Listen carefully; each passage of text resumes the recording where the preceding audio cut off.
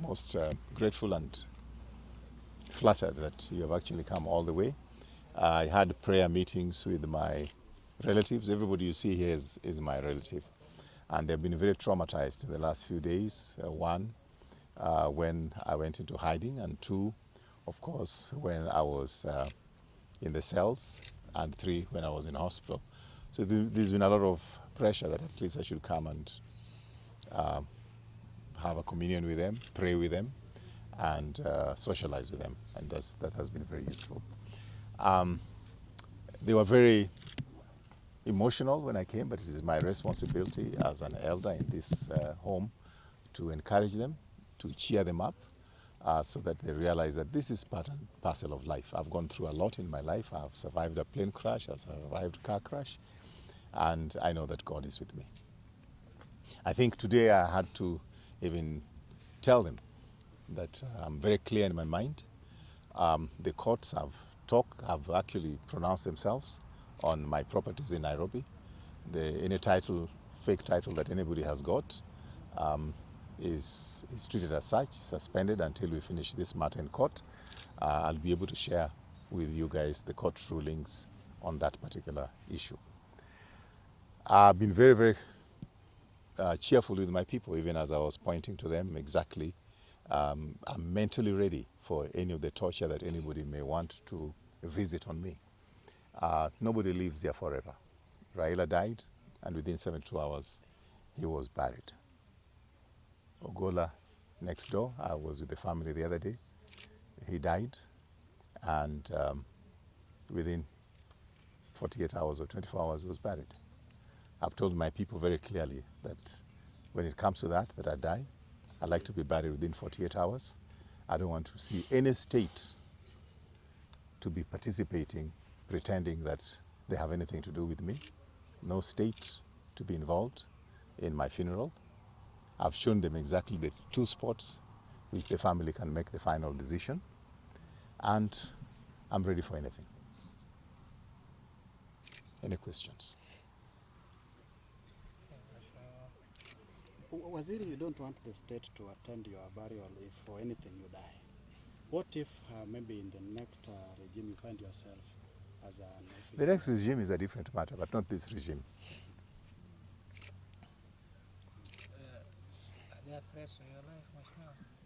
Well, they say I went and hid under my bed. That's why I'm alive today. Yes. When people trail you, those who are trailing you, in a normal country, you rush to the nearest police station. But in this case, I even availed myself at the current police station, and they assaulted me and put me in the cells. And then I've been released, bond free.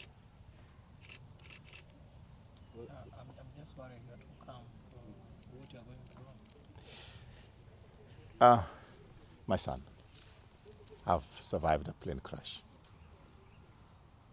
And when I had the accident in Limuru, my family had to be cancelled because there was a 30% chance of ever me getting out of that operation. It was a 9-hour operation. 30% chance of me ever walking again. By the grace of God, I survived the plane crash. People died. I survived that car crash with 18 bones broken, total of 21 injuries. My God is with me. So anybody trying to intimidate me, they're wasting their time. Waziri, these guys have told you to tell them your next course of political move, but you have not tackled it directly. I think what is most important is what role you play in the society. I think whatever I'm going through, if I can go through it, what are normal people going through? People's lands are being grabbed from them. I think there was a report of the EACC and gender report, corruption and gender report. Which institution emerged the most corrupt? It's the judiciary. I've been having my challenges in the judiciary for the last 11 years. So if I can go through this, what is the ordinary Kenyan going through? So part of my responsibility is to fight for what is right. It doesn't have to be political. Waziri, even as we thank God for your life and it's good again you're back to the community, you are blending with them with a lot of energy zeal. There's overwhelming concern from them. They want you. They've enumerated a catalog of successful projects that you did during your tenure as a member of parliament. And now they have two options for you. One, that you come back and serve them. Forget about the rest and all those problems. Come back and serve them as the MP. Or alternatively, if Orengo is elevating himself to go for the presidential race as he has hinted or alluded to, then come and serve the people of Sia County. What would be your promising word for them on that front? You know, I think all of us have got roles to play. You are here from the beginning, and one of the first things I did is that I just offered 10 jobs to the community. In fact, in the last 3 months, I've just had 3 members of this community employed. I've got members of this community who are studying abroad, courtesy of my sponsorship. In the church next door, I started an ICT project, which is helping them. So you don't have to be in the political arena to make a difference in people's lives. Right now, today, I've offered 10 job opportunities.